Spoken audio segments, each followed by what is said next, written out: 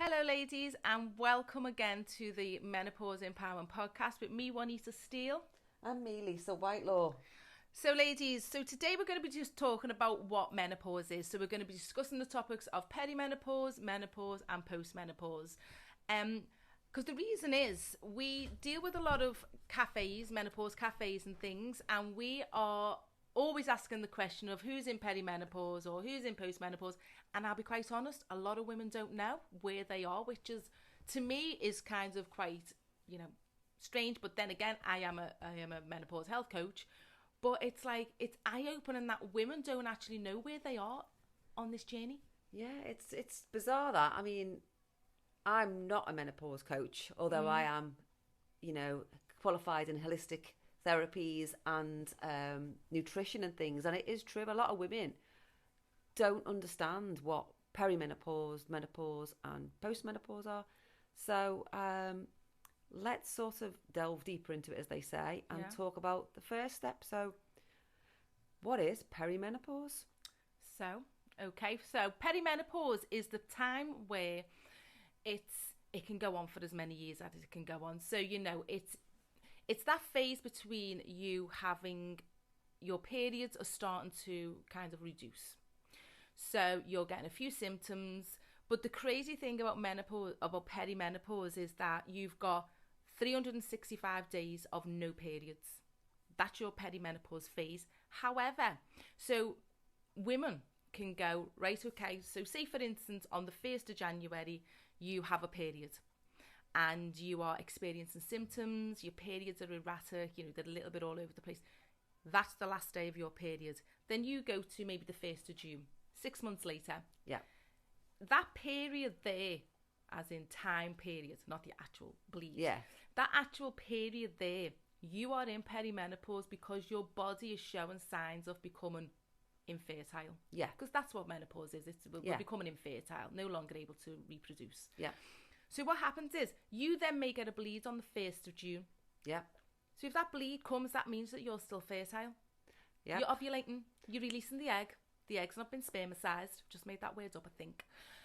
And your egg is been released. Yeah. So you've got that bleed. Yeah. So when that happens, you go back to day one.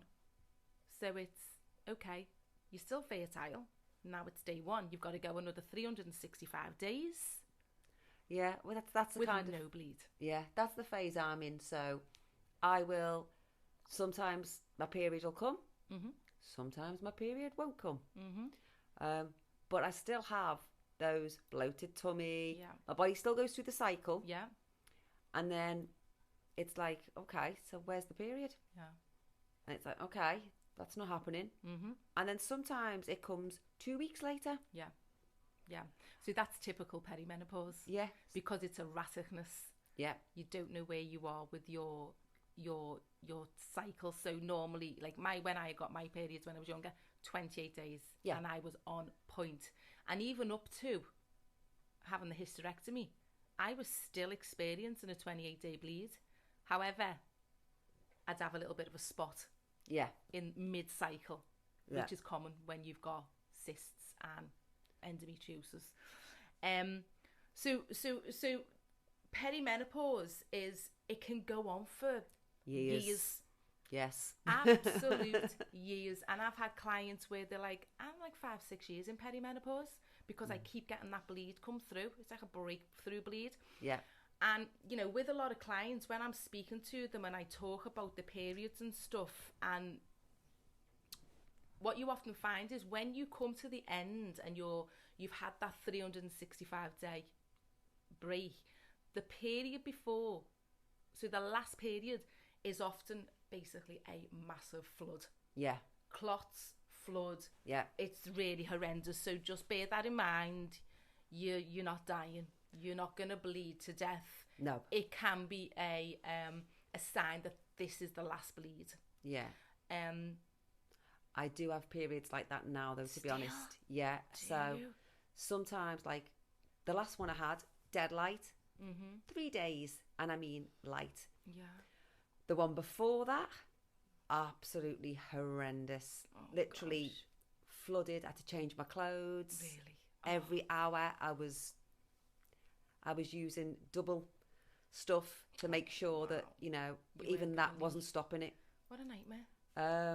So there is that to bear in mind with the perimenopause. You might get like one period that you say is like so heavy you think, am I actually dying here? Yeah. And then I'm you get, hemorrhaging, are you? yeah, the next one, you know, you might get nothing. Yeah. And then the one after that, it's literally so light, you think, oh God, I'm not pregnant, am I? Yeah. Because that's the other thing. You kind of going, and this is the thing, what I always say to women is, yeah, you can still get pregnant yes, in perimenopause. So you're either cover it up or just steer clear. and For 5 years. yeah, yeah, that could be difficult. But it is something to really bear in mind when you're in perimenopause. You can still get pregnant. Yes. And remember, I've always relied on an app to tell me where I'm up to. Now, that app isn't going to know where I'm up to because my body doesn't know where it's up to. Especially if you're having intermittent bleeds in the month and it's like 3 weeks, 2 weeks, Yeah. 6 weeks. The app's just picking up on your general cycle. Yeah. So, yeah. So you know, perimenopause can go on for a long time. Mm-hmm. But once you've not bled for 365 days, 1 whole year, you are in menopause. So menopause is 1 day. And women go, 1 day. And I'm like, yep. It's the day when you have that bleed. Those bleeds have completely gone on day 365. The day after that is postmenopause. Oh, yeah. Yeah, that makes sense. So then you've got women who go, oh, postmenopause, like it's a trophy. And it's like, no, babe, you're just gearing up. We're revving up now because now we're going to get the hormones have completely gone now, and now we're revving up for the excitement of the sore muscles, the bones, the lack of testosterone in the body, so the body starts going that little bit more flabby. Yeah. You know, the things that me as a health coach as well, and fitness is that was, I would say that was the hardest for me in postmenopause. Yeah. The fact that my muscle definition was absolutely annihilated. Yeah. Because I've always been muscly. Yeah. I've always had a great physique. Yeah, that's going to be something that Yeah. I'm hoping with the supplements that I am able to combat as much as possible. Because like yourself, I train a lot. Yeah. Always have done. And I do feel that when you have got that muscle, yeah, the tone, you obviously burn fat a lot faster. Hello. Yes. So you can enjoy your food that little bit more. Yeah. Yeah. And look that little bit nicer in the clothes that you've still got in the wardrobe without having to go out and buy more clothes that are a little bit more comfortable. Yeah, yeah. And you know, it's that I would say that was the hardest bit for me in that post-menopause phase, because remember, I was surgically menopaused. Yeah. So I went so straight into post. So you didn't get the opportunity to ensure that during the perimenopause that you were taking the supplements, eating, you know, well, you would have been eating correct I always anyway. Eat correct, yeah. Yeah. But even eating correctly, still putting the weight on. Well, yeah. Because my metabolism wasn't working as well, because the muscle mass wasn't there. Yeah, but because it went so fast as well. So yours was so quick. Yeah.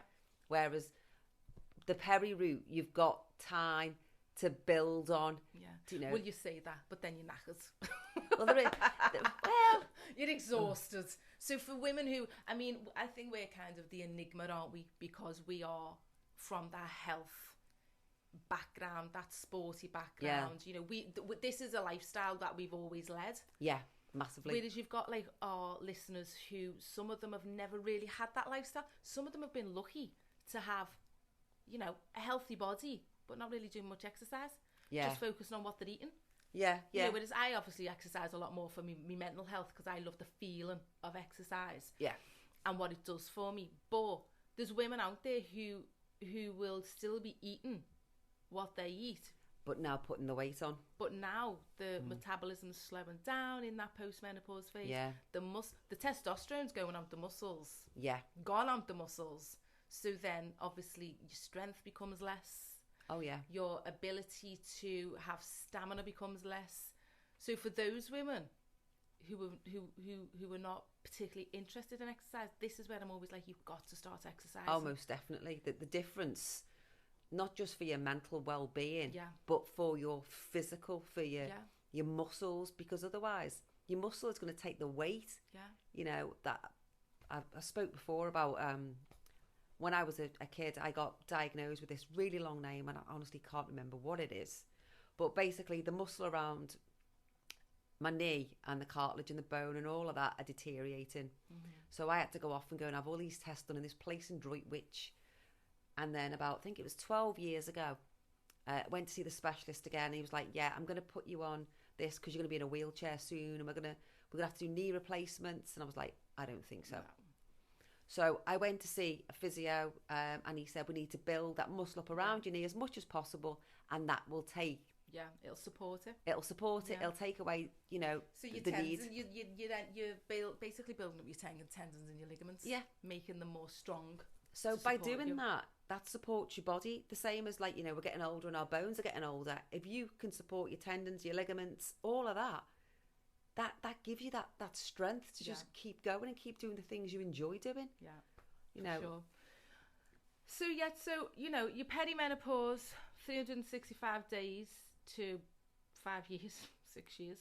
It was actually a conversation I had in one of the menopause cafes the other day with a woman who's been coming for over a year now. And she said she was in perimenopause for 14 years. Wow. 14 years. Bloody heck. How mad's that?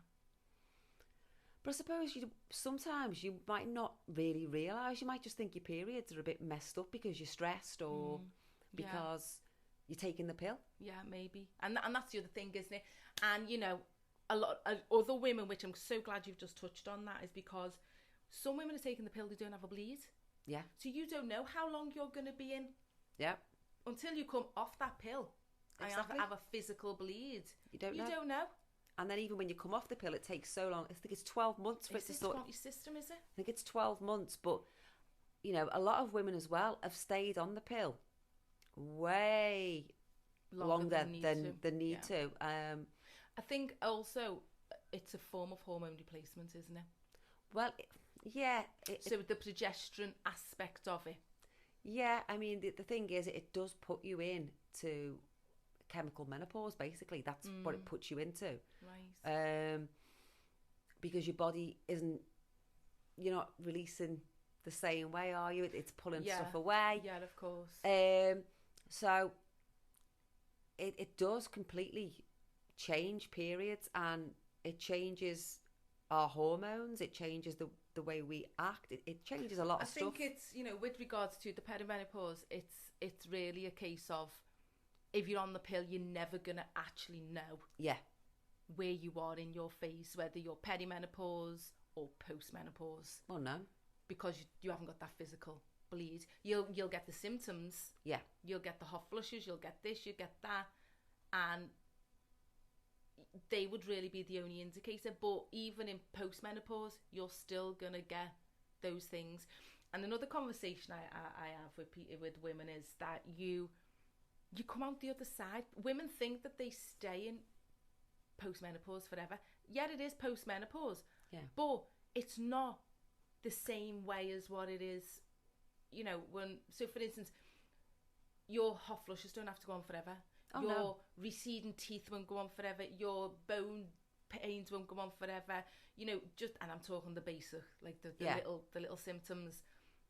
Because, you know, the estrogen, progesterone, testosterone, they're all depleted. They're never coming back.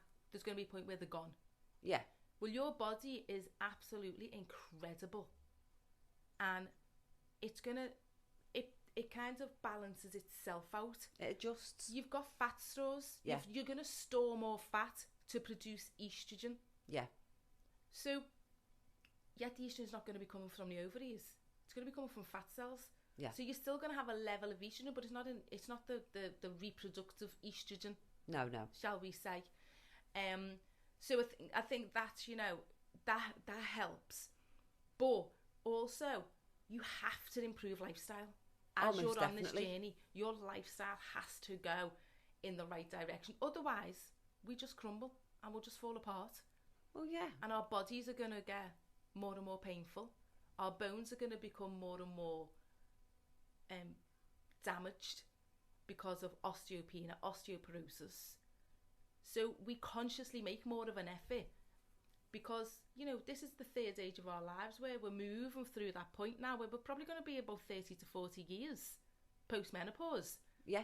So although you're never getting the hormones back, what you are getting is your life back. Yes, most definitely. Because, and that's the other point I was going to mention is, even when you're going through that kind of perimenopause and that post-menopause phase, yet the three main sex hormones are all over the place. But so's cortisol, so's insulin, so's thyroid, so are all these other chemicals and these hormones in your body. Because they don't know it can't understand what's going on, so it's all fighting to protect you. So when those other hormones have settled down, everything else settles down. Well, I say settle down, got off. Everything else starts to settle down. Then we come back into a homeostasis of what your body is experiencing from then on, with no sex hormones apart from obviously the fat, estrogen. Yeah. And testosterone. You can still produce testosterone. Oh yeah, if you've got muscle mass on you and exercise. When we exercise, our muscles will produce a small amount of testosterone. Yeah. So it's like, well, a little bit of fat on the body, great, because it's gonna give us the estrogen. Yeah. Also, we can have foods. Yeah. That mimic. Oh, most definitely. Like the phytoestrogens, they mimic how an estrogen is in the body. Yeah. Yeah. Then you've got your exercise, which is going to help your testosterone. So it's like, and obviously some women are taking HRT. Yeah, so then they're getting the progesterone into the bodies and stuff. So, you know, it doesn't mean that your life is over. No, it's just your body is adjusting to its new way of being. Yeah. Because you don't have to go through that. We've got used to having periods from the age of some women 12, 14, 15, 16, depending on how old you were. 8, some girls. Yeah, right the way through till your late 40s, maybe early 50s. That's most of our lives. That's why everyone worries, I think, about these changes. Yeah. Because it's like, well, that's all I've ever known. Yeah. But if you think about it, it's a bit of a freedom. It is a freedom. Because I haven't got to worry about what bikinis I'm taking on holiday. You haven't got to worry whether you're going to be on your periods on your holiday. Sanitary towels and whether you're going to... I can wear white. Yeah. I've got to wear dark. You haven't got to worry about kind of going to work and then having an accident or whatever because things have happened. Yeah. Whether you're going to flood off your feet. Yeah. Having to say to your husband, not this week. Yeah. Or, you know, there's all those things that all of a sudden this freedom's been given to you. And as long as you're looking after your body and looking after your health, which we only get one body. Of course. So we should be doing it anyway. Yeah. This should be our main thing of, I need to look after. We've got this big drive now about looking after our mental well-being, which is great, especially from my point of view and my history and what I do for a job. But we're still forgetting. And I'm not talking about, you know, you've got to follow a certain diet and you've got to do this and you've got to do that and you should be doing 20 million push-ups a day. Yeah. I'm talking about your actual health. Yeah. Healthy body, healthy mind. And healthy gut. Yeah, your gut. Yeah. The whole, you know, people buy into this. The latest fad, the latest diet, the latest celebrity thing that's being pushed. People don't look at the basic food groups. Yeah. And how we need to change how we exercise as we get older. Well, this is amazing, isn't it? Because you've just kind of led us into what we will be discussing within the next week or so when it comes to nutrition. Yep. Because nutrition is going to help women massively, whether they're in that perimenopause phase or whether they're in that postmenopause phase. It's going to absolutely radicalise their journey. Oh, most definitely. And you know, it's essential that our listeners are consuming foods that are relevant to what their body's going through. Yes. So I can't wait to get onto that topic. Most definitely. But I think probably that's it for now, really, for kind of what post and menopause is. Yeah, I think that covers the basics of it all. And obviously, if anyone has any questions when we do our lives, they can always send some questions in. Definitely, yeah. So, ladies, thank you so much for listening. We hope you got value from that. And yet, as Lisa's just said, any questions, just like throw them in the groups, and we'll be happy to help. And I'm just going to make a point. So, Lisa's got a gorgeous can corset. She is. Beautiful can corset, and she's in season, which is relevant, really, isn't it, too? She's just a bitch in season. It's a first We've ever all one. been there. Always at the first. It's the first ever one, bless her. And I kid you not, this dog is like curled up, literally spooning Lisa as we're sitting here, and the eyes on her, she's looking as if to say, what is going on? And I'm like, girl, I feel your pain. I've been there, was there for 40, well, no, not 40, but 30 years of that horrible feeling of being just hormonal. Oh, she's very hormonal at the moment, bless her. So not only is it us ladies and you ladies online, it's also Lisa's dog. The other dog's got off and left her because she's doing his head right in. So now we know how husbands feel as well. So, yeah. So, ladies, we absolutely love bringing you these podcasts. Please share them. Please like them. And, any questions, just pop them into wherever you're listening from, which is, it's going to be anywhere.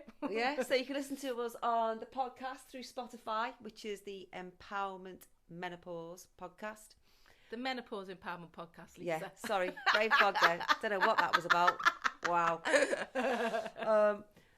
This is because we've been talking about this, actually.